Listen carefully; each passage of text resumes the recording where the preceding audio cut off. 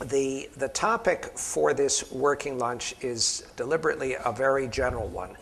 Cultural diplomacy, quest for stewardship, and cooperative engagement. And as I said, what I hope as much as possible is we can get your thoughts and reflections on next steps for your organizations, for organizations not represented here, and of course for some of the sponsor organizations. And also to talk a little bit about the themes and threads that have been running through the conference. Again, you probably know the panelists by now, although some are new to you. The biographies in the book, I'll briefly introduce them.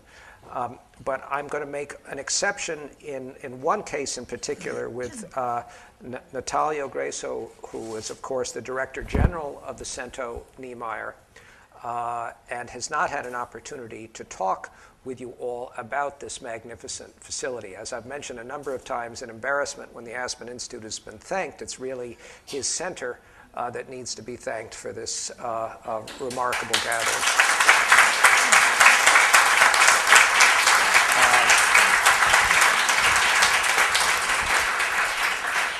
And a true confession, although I was spotted, I missed the last sessions because I was able to get a hard hat tour of the construction site. And it is remarkable, and you should be enormously proud. And we can't wait, all of us, to come back when it is completed. It is just, steps from the old center of the city. The architecture, of course, is magnificent. The concept is fabulous. It's taking shape. It's going to be finished in June. And I wonder, Natalio, if you could tell us a little about your aspirations for the center and how it can fit in with some of the themes that we have been grappling with here. In a real sense, just the success we've had in a very small way among ourselves the last couple of days here, I think really are just a very modest harbinger of what's to come, and really on a very global scale. So if you could just share a little bit about the vision that led to this magnificent facility and some of your plans, and then after we've heard from each of the panelists, I hope some of you will have some suggestions for how this can be used in programming and opportunities. So Natalio, tell us a little bit about the project and your vision. Thank you. Thanks a lot, Elliot. Let me first of all thank Elliot and Damien and all the team of the Aspen Institute and also our team at the Niemeyer Center for the work which you have been doing during these days, which is not easy to organize an event like this. So thank you for your work to start with. As you know, this is a region which in the past has suffered a lot from a terrible crisis. Just to give you an indication, an example, Asturias lost 1/3 of the employments in 1 decade. In 10 years, almost more than 100,000 employments were lost in this region, which is almost a third. When I was younger, when I was 20 years old, the level of unemployment here was up to 50%. So it was a terrible situation. So this project, this Niemeyer Center, I think is a good example, it's a good case study on how culture can transform a region, can transform a city. We started talking to Oscar Niemeyer, the architect, to ask him to organize a building which is substantially different to what we had here in town. The buildings will be completely white, round shapes, which is a contrast with the gray steel industry that has always been the typical industries here in Avilés. So this project has many components. Has a component of culture, but also a component of environment. We have cleaned the estuary, the river, so we are transforming the whole town. I like to define the center, the mission of the center, as a magnet for talent. And in a way, what we have today is part of that vision. We bring people from all over the world who can help us to design and to do the program of the center. So I think it's important that today, with the new technologies, the geographical situation is not so important. So now from a remote place like this, it's easy to come here and to discuss and to do debates about what the future of a city should be. So that's for us a great opportunity. I mean, this is a really deep change in how culture can be developed. I mean, now it's not a question of London, Paris, New York, everywhere, in every part of the world, we can do things like this. But the important thing, not only for Asturias, but also for Spain, for our country, is to bring talent, to attract talent. I think that in the future, those cities which are going to succeed are going to be those who are able to attract talent. And that involves investments, and behind that comes many other things for the economical situation. So in a way, we like to define our center like a tool for the economic development of the region, the economic and the cultural development of the region. So that's the vision that inspires us, and that's why this cooperation with Aspen and this forum is so important to us. And culture, as you plan your programs, is very broadly defined. I mean, for example, you have that wonderful building that's really, I think, dedicated to cuisine and food, and then you have open gallery space, and so it's a very inclusive definition of culture. Yeah. For our country, this is relatively new. I mean, there are many examples in other parts of the world, in other countries, in which architecture and culture has transformed a city. The best example probably is the Pompidou in Paris, or we have the example of the Lincoln Center in New York, or Bilbao, just to or Bilbao with the Guggenheim, of course, which is right next to us. So we want to have a multidisciplinary cultural center. We will be treating all different areas of culture, not only performing arts, but also exhibitions, music, theater, cinema, and also gastronomy, which I think is an important part of culture as well. And also education, and I think this is very important. I think there's no way to have a cultural center if it's not linked with education. I mean, our mission is to bring, to open horizons to young people, and education is going to be a key part of our work. Well, thank you. And again, we'll have a chance, I hope, for people to ask Natalio some questions and perhaps more importantly, make some suggestions about how this resource is going to be used. Damien, obviously you all know, and he has been the executive director of this initiative for the last couple of years, came to us from the Ford and Rockefeller Foundations, and much of his career has been devoted to these kinds of pursuits. And Damien, if you could share with us your thinking about the importance of this program and how it's evolved and where you would like to bring it from here. Thanks, Elliot, and thank you everybody for being here representing different sectors, from the private sector, the corporate world, and the civil society, academia, and so forth. The global initiative on culture and society that houses this particular project, the Cultural Diplomacy Forum, is a platform actually that creates opportunities for people from different backgrounds, professional communities to come together to reflect on the cultural dimension of different issues that we have to face today, be they economic, social, political.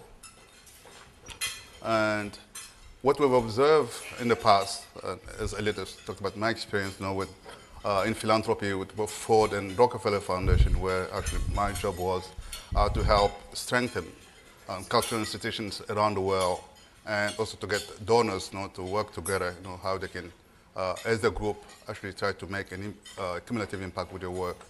We observed that there was this fragmentation of the debate or even project within the field of arts and culture. And what we know is that those in music, they always just talk to themselves in music. Visual arts over there, dancers, the other side. And even within music, the singers are here and accordion teachers on the other side. So you can see those in jazz, those in classical. So the fragmentation every level, any subdivision of the arts and culture field, you're going to see that people always just meeting within their own little group. And how can we start a process of defragmentation, of bringing different groups together? And everybody will recognize that arts and culture has been marginalized, although everybody has an opinion about arts, everybody has an opinion about culture. But when it comes to resources, sometimes arts and culture is the one that is the bottom of the ladder. And quite often we also say that the arts and culture community has not been able maybe to come together as a force, maybe for change because of the fragmentation process that I talked about. So how can we begin a new process of bringing different players to the table to see what we can do as a group? I think that's how the Global Initiative for Culture and Society was born. Then at the same time, if we're going to engage with these different communities, what would be the common denominator? What's that thing that we're going to put on the table that will be a buy-in? They say that, okay, this speaks to me. So forums such as this Cultural Diplomacy Forum speaks to business people because cultural diplomacy, as we have said, is now multi-layers. It's no longer just the domain of the government, but also individual citizens, institutions within the art and culture sector and outside the art and culture sector, the NGO world, are involved in that process. So we have policymakers, business people, and artists, intellectuals are part of the cultural diplomacy. So at least cultural diplomacy speaks to all of them. But within that cultural diplomacy, too, what kind of themes we're going to select that will actually create another incentive for them to come to the table. When we started last year, we launched the Global Forum, Cultural Diplomacy in Paris, in partnership with the American University. We maybe talk about partnership later on, but actually the theme was culture in conflict, culture on the move. So we focus on the conflict within the field, arts and culture itself. So we need to recognize our problem first, but at the same time also observe that culture is dynamic, things are moving, new markets being developed. We see institutions such as the Louvre being in Abu Dhabi, something we would have heard of 10 years ago. So things are changing, or it's same thing with universities, moving from one country to another. So how can we, as the community of professionals and others also working with us, can come together to start identifying common points of interest and work on those. And security, as we said, culture and security are intertwined because culture can be a bridge builder, but culture also can be a weapon. And using that, all communities will see that there's a cultural dimension to what we're doing, and maybe we can use it as a rallying point. That's been the focus of this particular conversation, so that the program also reflects building on the Paris experience and also trying to go back to some of the questions that were unfinished from the Paris discussion. So that's where we are. And I'll remind you back to I think the first thing that you read in the program book was the Cultural Diplomacy Pledge, that this kind of work is meaningless without actually the cooperative engagement or the participation of every player who's interested in this particular debate. Thank you, Damien. And Margery Safir, of course, was our sponsor last year in Paris in November at the first forum. And I wonder, Margery, if you can tell us a little bit about, your reflections on how this has evolved and where it needs to go. Well, first let me say that why we partnered with Damien in this initiative in the first place. And I think what Damien has just said will make that quite clear. I direct an institution called the Arts Arena at the American University of Paris, and I'm happy to be a case study, I hope a happy case study like Natalio's, but in a very different sense. We're a young institution, and our challenge was not how to bring culture to a place with 50% unemployment, but rather how to do something really exciting, dynamic, and different in a place that absolutely is steeped in culture, which is Paris, France. We're an American-based institution in France, which already brings into question the idea of private funding, public funding for culture. And we practice both the arts and, I think, cultural diplomacy in that we do visual arts, we do performing arts, we do film, we do publications, but we also have a forum for culture and society. And this is where Damien and I first got together when he was giving birth to the Cultural Diplomacy Forum. I think that for the arts arena, our major mission is to, and this goes into what you were saying also, Damien and Natalio, is to break down barriers and to break down ghettos, both within the arts and between the arts and what some people refer to as the real world. Those of you who are in the museum field know that running a museum is a business. We like to break down walls between business and the arts, economics, cultural diplomacy, politics, which is why the idea of a forum like this was so attractive to us. We have the experience that I think is interesting for this forum, that we have a built-in base population that has 100 different nationalities. So we practice cultural diplomacy not only by having topics such as culture and conflict or doing things on architects as activists, but because we force in one room Serbs and Croatians, Israelis and Palestinians in a culture where the common culture for everyone in the room is zero tolerance for bringing your old national habits to the table. And so we continue in this work and support the work that you are doing here in Asturias and that you, Damien, are doing all over the world with the Aspen Institute Cultural Diplomacy Forum, because we continue to believe that the arts are not just to watch, but they're something that shape thinking. And it's one of the reasons that it's worth supporting even when there's still hunger and conflict in the world. And as a case study, I would like to say that that's been recognized in our own case, and even in this economy, we've been very fortunate in terms of the kind of foundation funding that we've had, and I hope that that encourages everybody else. Thank you, Margery. Mark Lipton is a distinguished professor of management at the Milano Graduate School of Management at the New School in New York.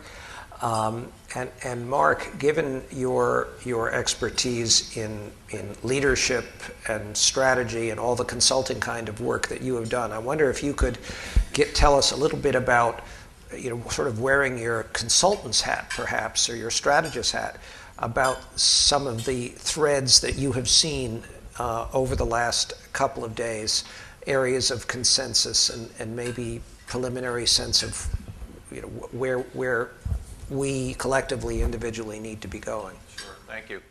And thanks for the opportunity to do a first cut at this real time, having just put some notes together about an hour ago, which includes the last session. And I first want to offer my gratefulness to Damien for inviting me here. And if you look at my bio earlier, you're probably scratching your head wondering, what is this guy doing here? And Damien asked me a few months ago to come, in part because I come here content and value neutral. My work, I do a lot of work with group facilitation and on the small, large, and hyper large level, but typically not in areas that you're involved with, which I think is to my advantage to take a look and get a sense of what is going on here and what are you saying to each other, and maybe what are you not saying to each other in public. Grateful also to my partner Valerie Allard, who's helped in us gathering data. So Damien only had me promise one thing for this panel, which is don't spill all the beans in terms of what we're observing. And we'll provide some deep and rich feedback when we get back to New York. My sense is I'm picking up 6 themes, and what I'd like to do is just quickly hit them and take the liberty of quoting a few of you as illustrations of the themes, not because one of you said this and therefore it becomes so important, but I think there was such rich conversation, dialogue, at times speeches, that really illustrated some of what these themes were about. And the first is what I'm calling the push-pull. And throughout, although it feels like we've been here for 5 days since, Tuesday? Many of the sessions have really talked about the push-pull between government push and the pull, which are individuals, communities, community-based organizations, small dance troops, the pull of how do we get this going, how do we do this?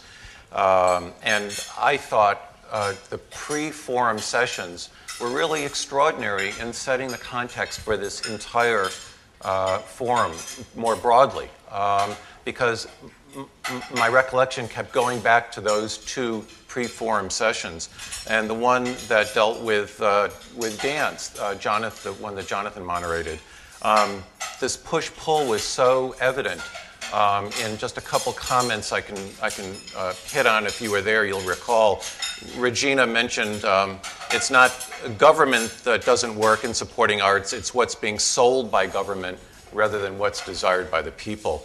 Jacek from Poland said how he brought his group to culturally neglected areas of Poland, not Warsaw, where he didn't feel that they needed another dance group, though he performs there, but out where in the more culturally deprived, to use my term, areas.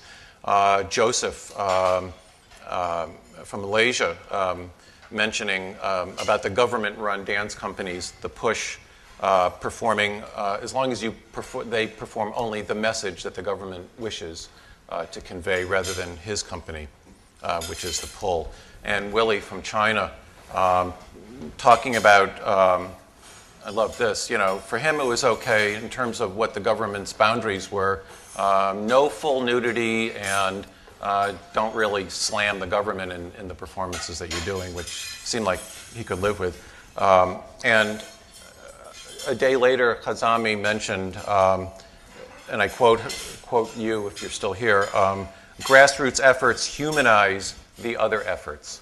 The pull, the need for the pull, and I saw this weaving through so many of the panels. The second theme was culture, this word, this term, this concept. I still don't know what it is in this forum. I'm not entirely clear.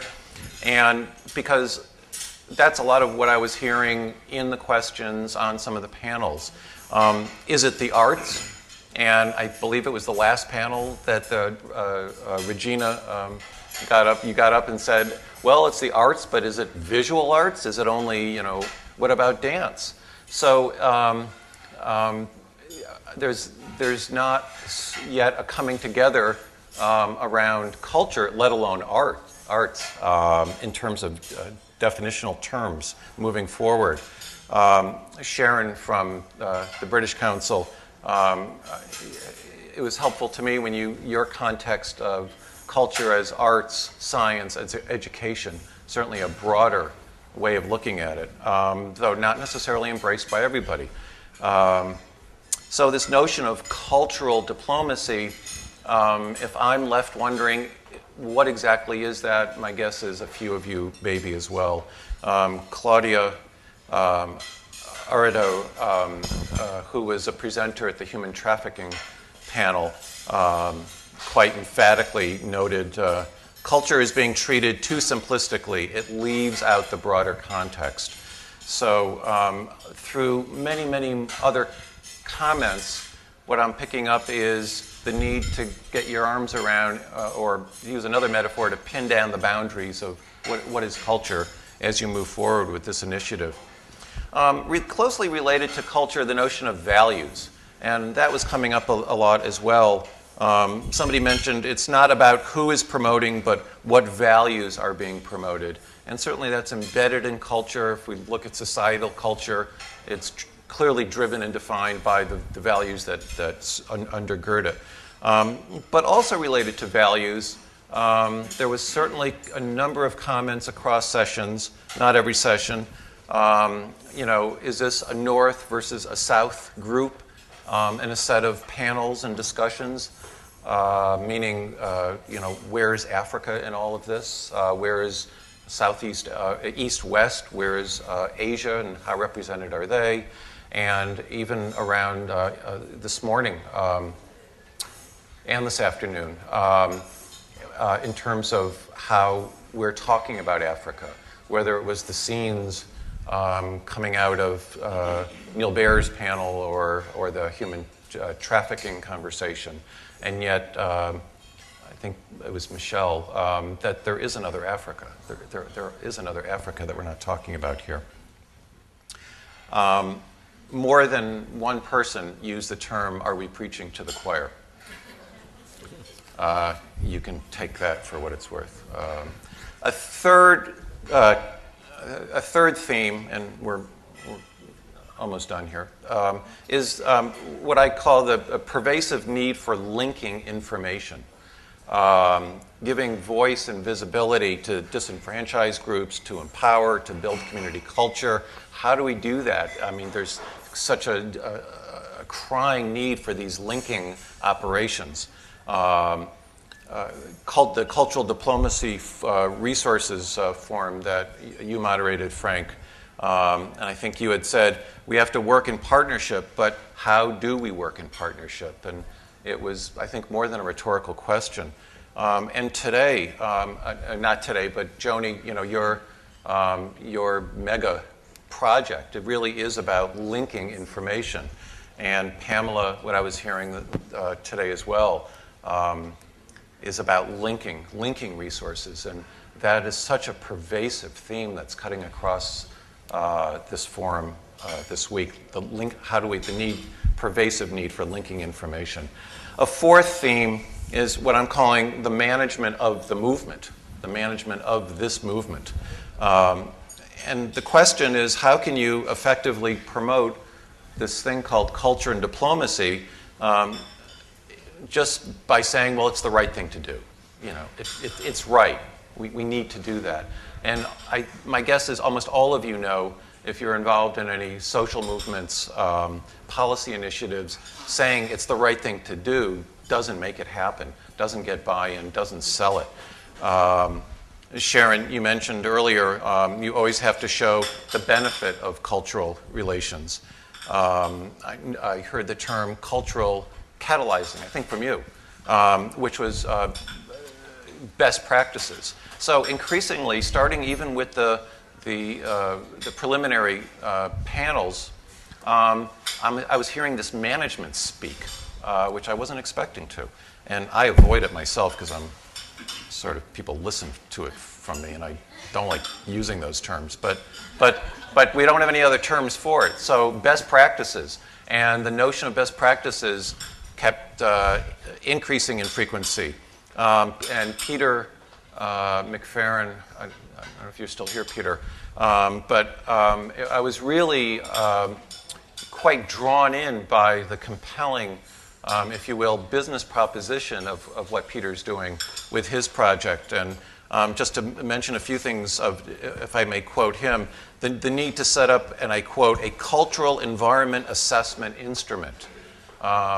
That's management of the movement. The way he talked about the Medellin experiment, where they quantified how many hundreds of millions of dollars were going in to Medellin and being able to measure the outcome of that in the reduction of crime and other variables. And again, the need to learn best practices. Different terms were used.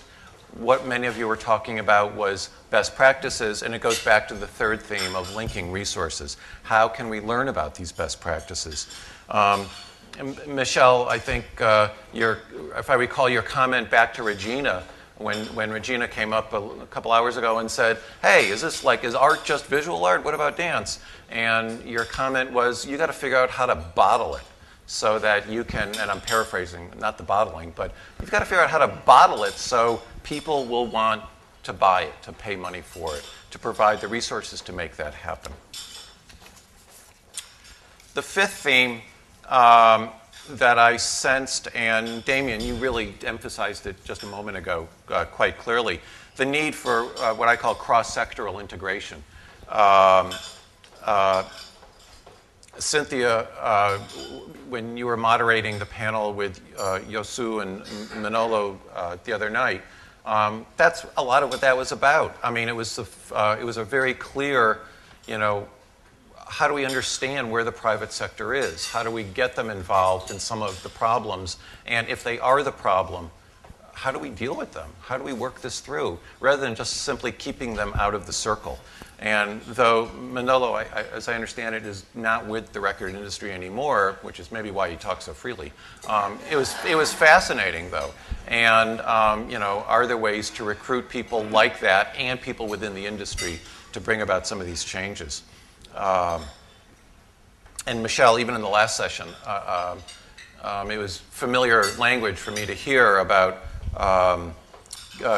corporate communities and how you were embracing the for-profit sector. So this is an emerging trend, not just in the United States, but globally. Many of you, looking at your bios, many of you, most of you, I think, all right, many of you, have worked for more than one sector. Public sector, NGO sector, nonprofit sector, corporate sector. It's a global phenomena, and clearly the need to work with all of the sectors that have a stake in being a success. So to quote Hazami again, how do we reach beyond the choir? And the corporate sector tends to be talked about, at least I heard an undertone of them language, but how do we get them involved in this in a much more active way is part of what I was hearing below the surface. So those are 5. The 6th one is really the culmination of what I'm hearing. So there's the push-pull, there's the culture and defining that. The 3rd, this pervasive need for linking information. The 4th, management of the movement, and this cross-sectoral partnership, the how and the why. And when I step back, and this occurred to me yesterday afternoon, I realized, my background is not that foreign to what's going on here. And, somewhere here I was feeling something pretty familiar. And where that familiarity was coming from was realizing that it was a part of what my book was that I wrote about 3 years ago or so, which dealt with vision, an organizational vision. So my sense is what I heard about the Paris event and what I'm experiencing here and talking with many of you, and Valerie talking with many of you and us huddling, is that where the initiative is and where this forum is really getting your stakes in the ground to start articulating a vision for what cultural diplomacy really is. And that is the first step, what I call the stakes in the ground. Really articulating what are our aspirations for this thing called cultural diplomacy.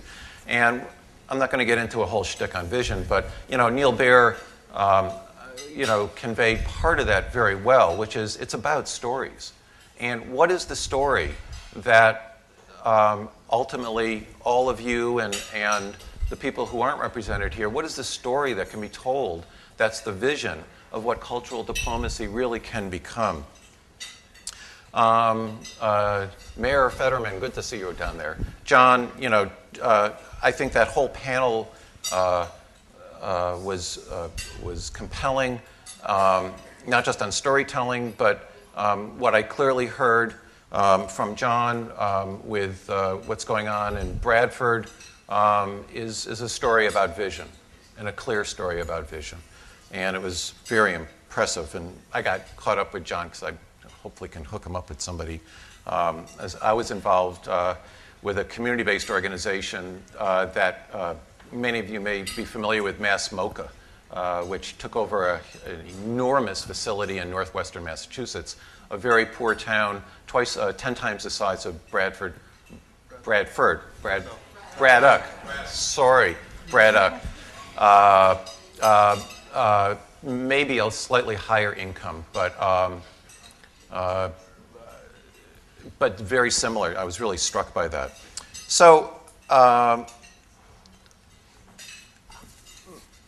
looping back to Centro Niemeyer, there's, for me anyway, such a powerful role to play in this.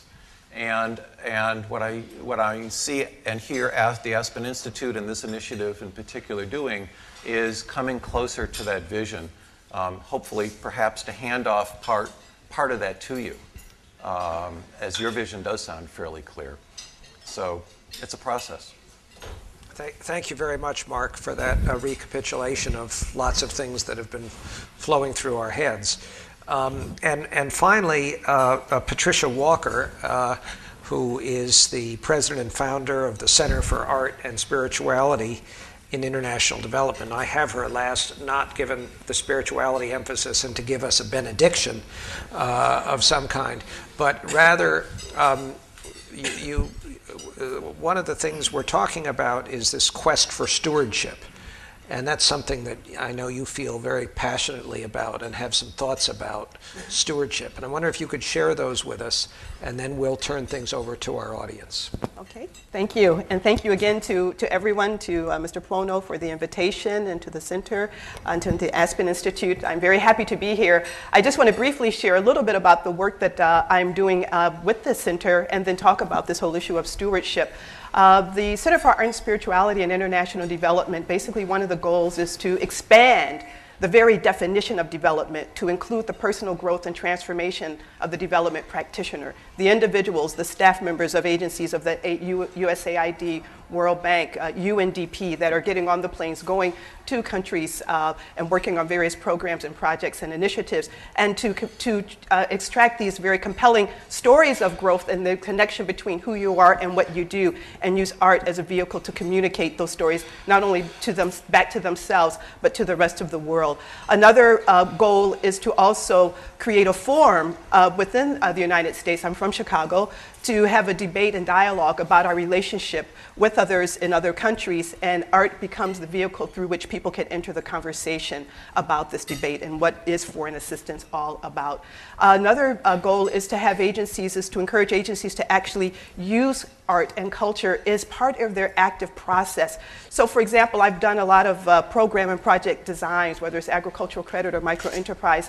I've been talking to organizations about actually performing the research, actually perform the evaluation, communicate the findings, the lessons learned in very different ways in order to tap into imagination and creativity as a way of eliciting solutions and possibilities that would not emerge if we only stayed with the straight economics and linear thinking from those backgrounds. Finally, also incorporating art in project design, and working with local artists in various countries, as well as artists from the countries associated with these organizations, and engaging in processes to bring forth common values, shared interests, and visions, and incorporating that into what the ultimate product is going to be. Some of the things we've done so far is working with staff at the World Bank, asking various types of questions, for example, during some of the workshops, and having individuals answer those questions through creating collages and creating images and pictures. And we put those on the wall, and it became an exhibit which was really articulated some of the unconscious ideas that they had about why people are poor in other countries and what are their perceptions of some of the individuals that they are working with, and to bring that out in terms of their own work. Another is we've done theater and role plays with staff at UNDP. And as a former dancer, I did dance in St. Lucia with the United Nations as a part of a broader workshop where they were focusing on the leadership capacity needed to actually work on the Millennium Development Goals, the 8 goals that all the UN member nations created in 2000 to eradicate extreme poverty. So that's one aspect about it, my work with the center. In addition, my other hat is that I also teach. So something we share in terms of our own work. And I'm nurturing the next generation. I teach artists. All of the students at the college where I teach are dance majors, poets, singers, writers, fiction writer majors. And so at the school we actually helped create an organization called Artists of Foreign Policy. And this is a way for getting young people involved in what the cultural diplomacy, however that is defined, engaged in taking, raising their voices, becoming advocates, learning more about it, and flexing their artistic muscles at the same time as they are learning about these issues and situating themselves within it.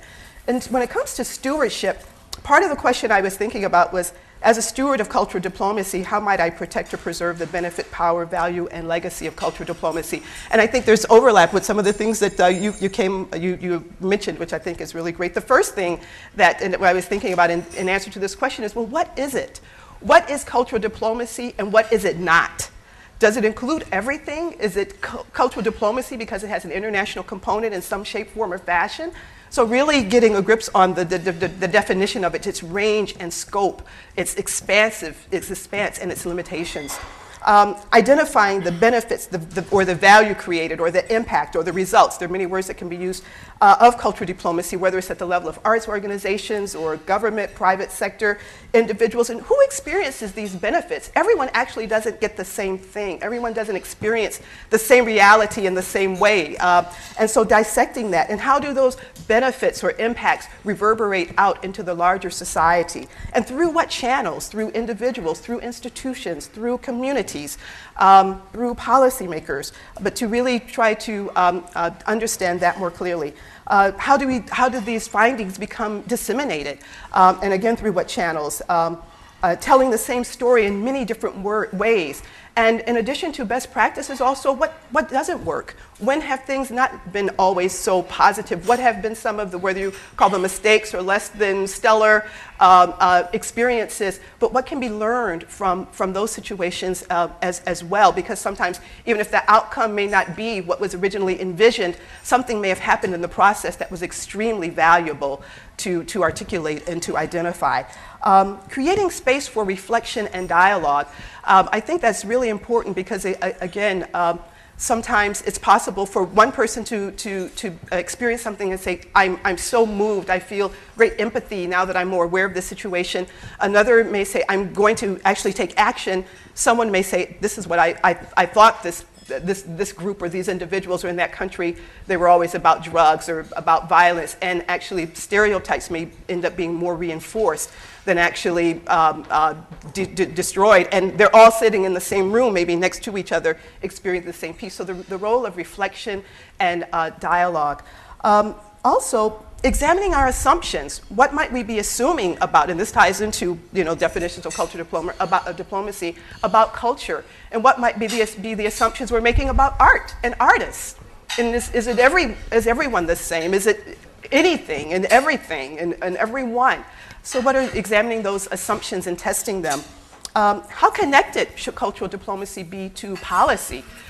Do you do your performance in the morning and then lobby the government in the evening?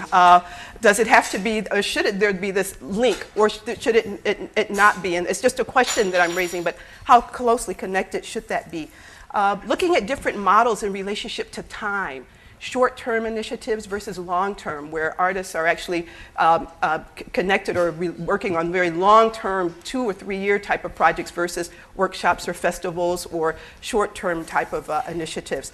Mentoring the next generation and the work with youth. And I think finally, since art is part of what makes us human and what distinguishes us as human beings, so the question I also have is, what does cultural diplomacy create or produce that the world needs, that the world can benefit from? And as stewards, what we're protecting is that. So it's not so much only the art specifically, but it's what the process of engaging in cultural diplomacy creates that we want to protect. The ability, the listening, how much do we need to be better listeners? Negotiation and negotiation skills, and what that takes. Dialogue, and how that's different from just a conversation or talking. Dialogue is not A talking to B, it's the intersection at C, and the understanding you build of each other in that process. Losing attachment to differences, understanding the interconnectedness, being able to see things from many different perspectives. So understanding what those attributes and qualities are, and finding ways to articulate those and highlight those and celebrate those, I think is part of what's also the direction that I would offer. Thank you, Patricia. Let me throw things open to the audience. And do we have microphones if there are any questions? And this can be a little different. You don't have to feel that you are asking a question. We're also welcoming general comments, suggestions, conclusions, epiphanies, whatever. And then we'll stay together for perhaps 10 minutes, and we still have time, and then we'll walk across. Yes.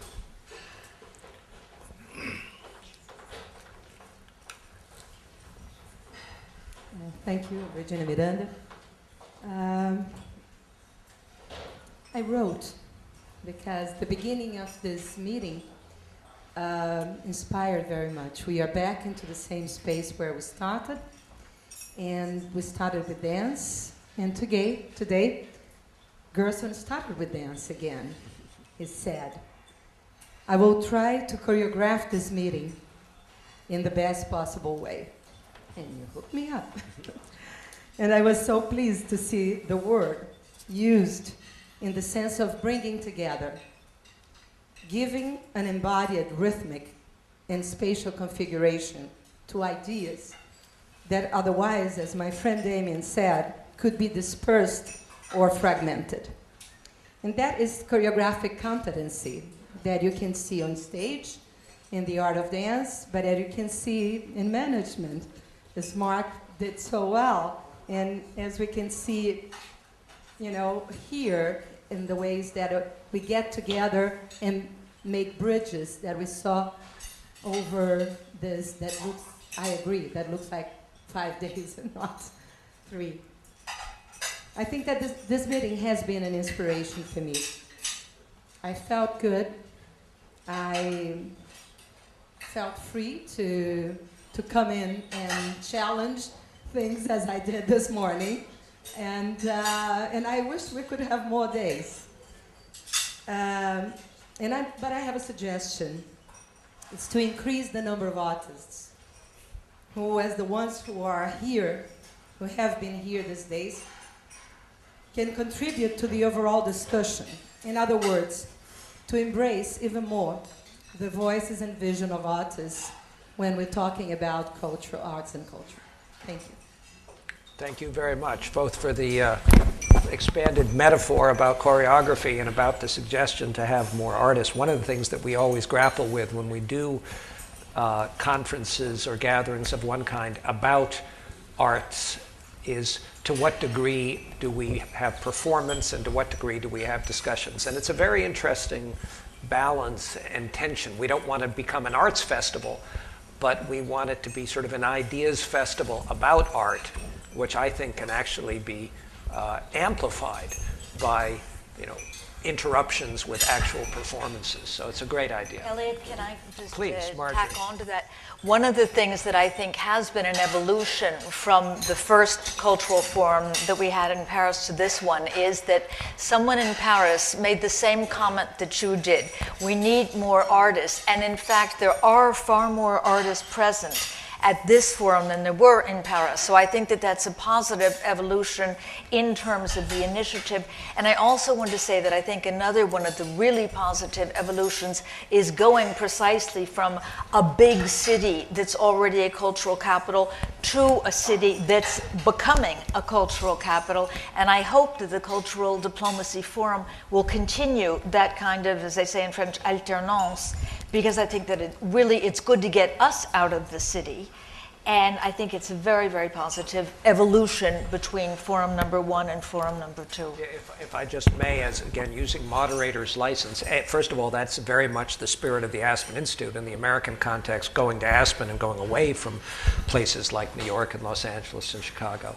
But the other thing that I think is a lesson that I can share from some of the programming we do at the Aspen Institute, most of our programming, as some of you may know, does not relate to art and culture. It relates to fairly hard topics of social science and politics and economics and international relations.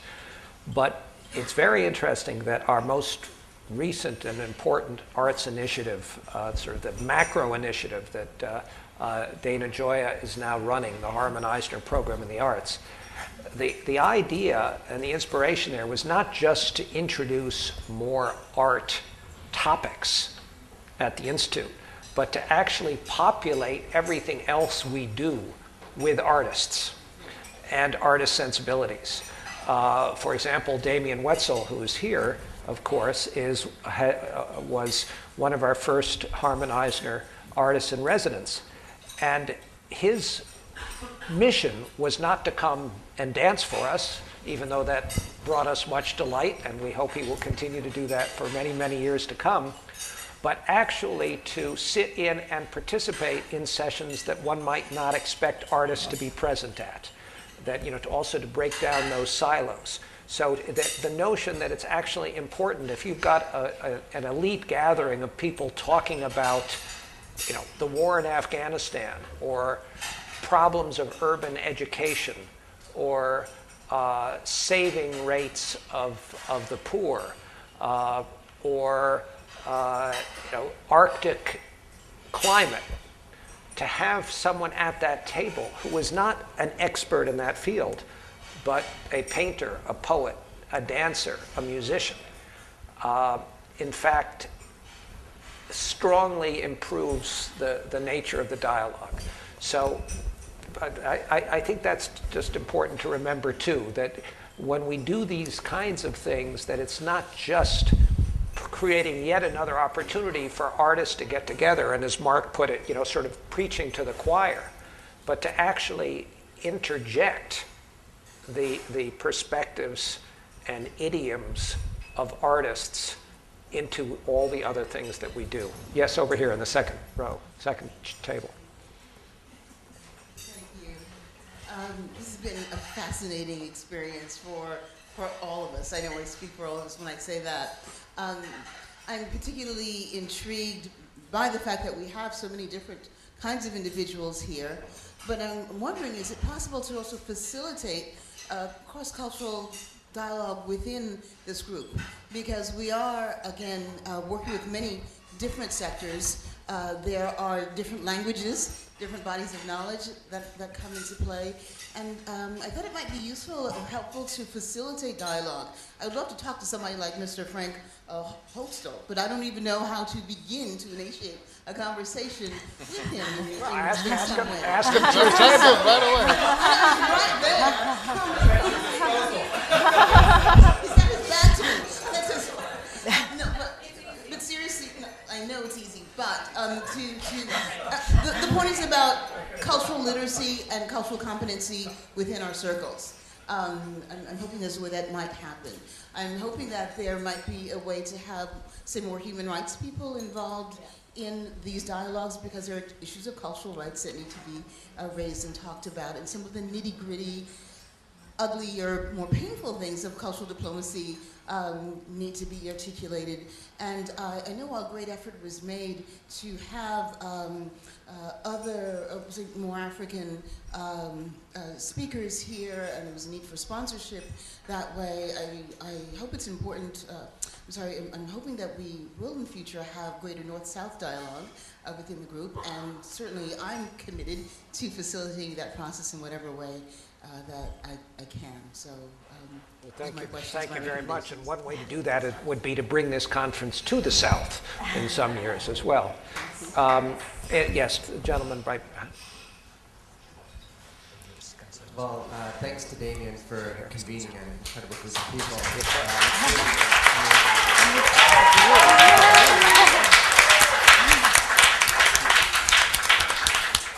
Mark's comments really piqued my interest, and I feel that I'm obligated to respond in some way.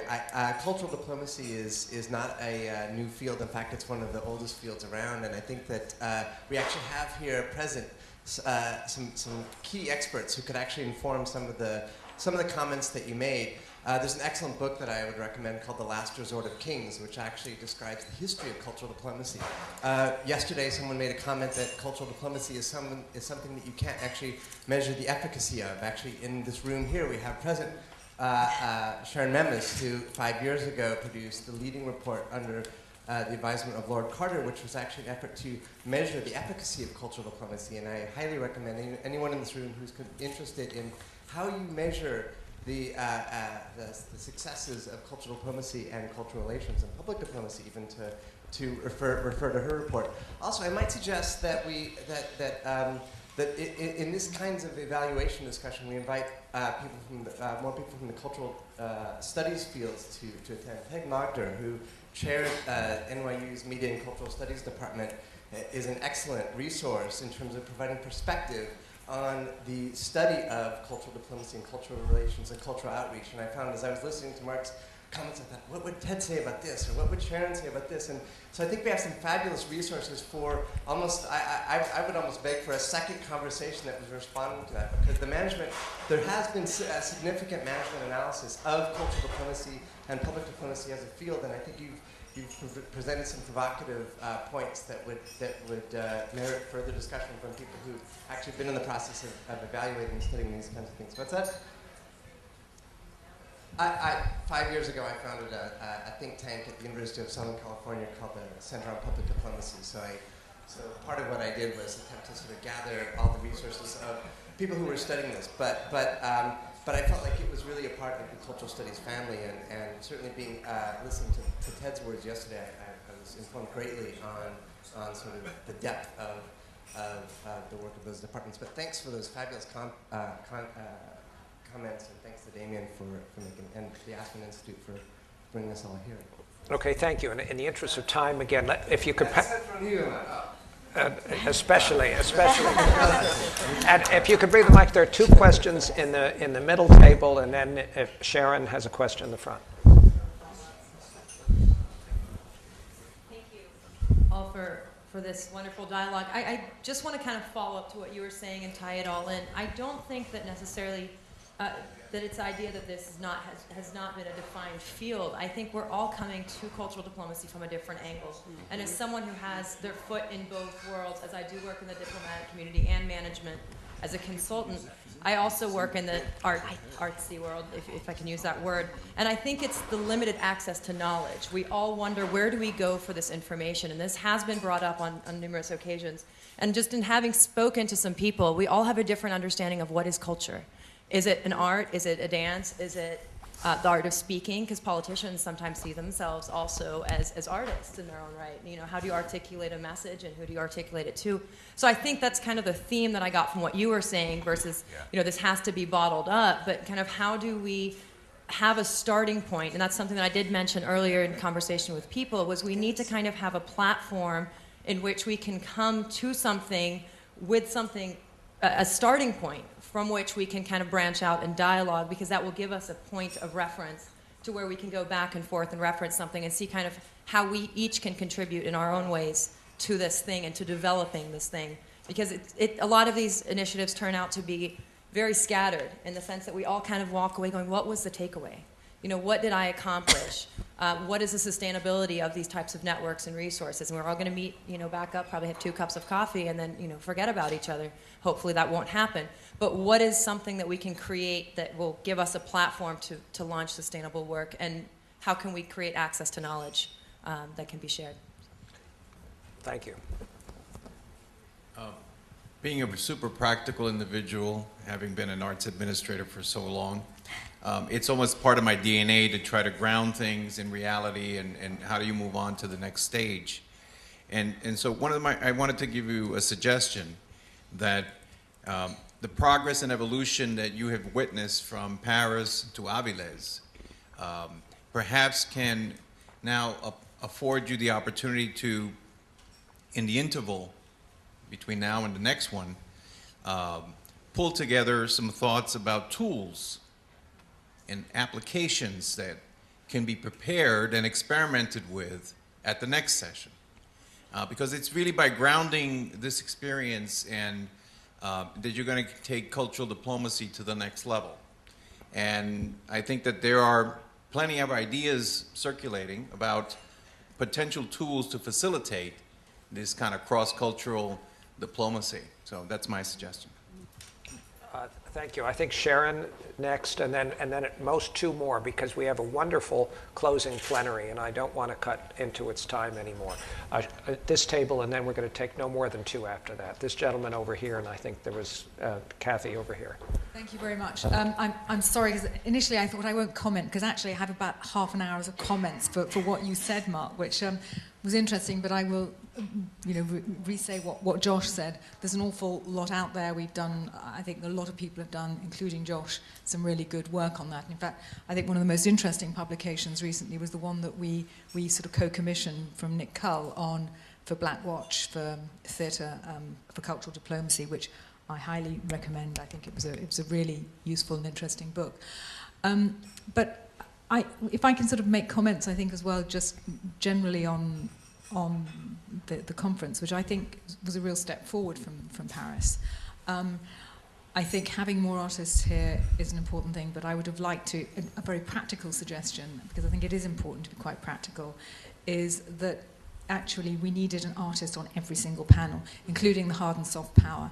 And I think that perhaps we could have looked at ways of constructing things differently. I think we could have done with slightly fewer panels and a little more time for discussion as well, because we were all a bit pressed. But those are very practical things.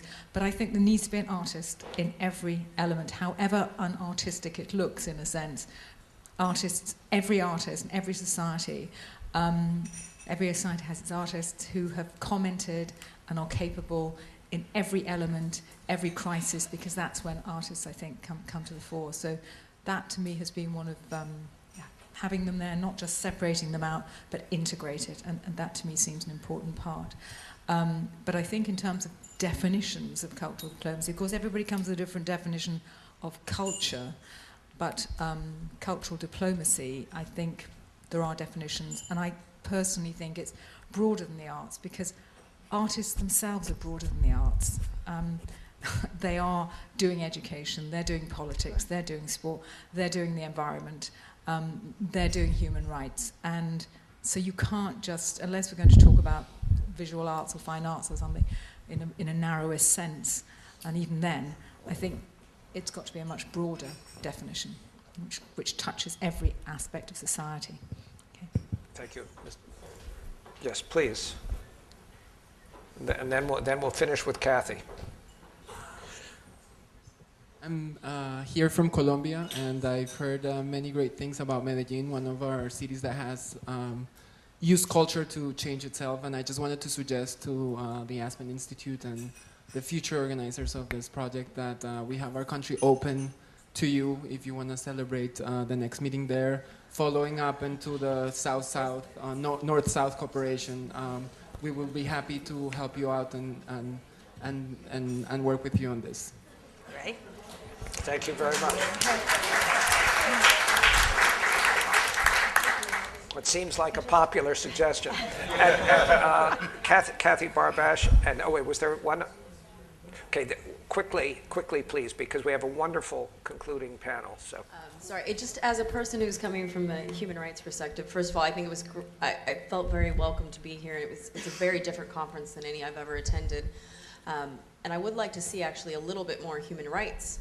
I think the arts is very important, but I think one of the things that I learned here and that I've been trying to incorporate into some of my programs is how the arts can be used as not just a tool to let people know about human rights violations, but also as a form of therapy and bringing cultures together and understanding how similar we are in that capacity. And I'm glad I've made a number of contacts with people here in that regards, but I noticed on some of the panels, like with the child soldiers, there was no one that actually worked with child soldiers, and I think that would have been highly beneficial in that regard. I mean, everybody on the panel was very good, but having someone that actually worked in the human rights aspect of that would have been of interest as well. Point of information. Thank you. I'm sorry, do you have a quick comment, Margery? Yeah.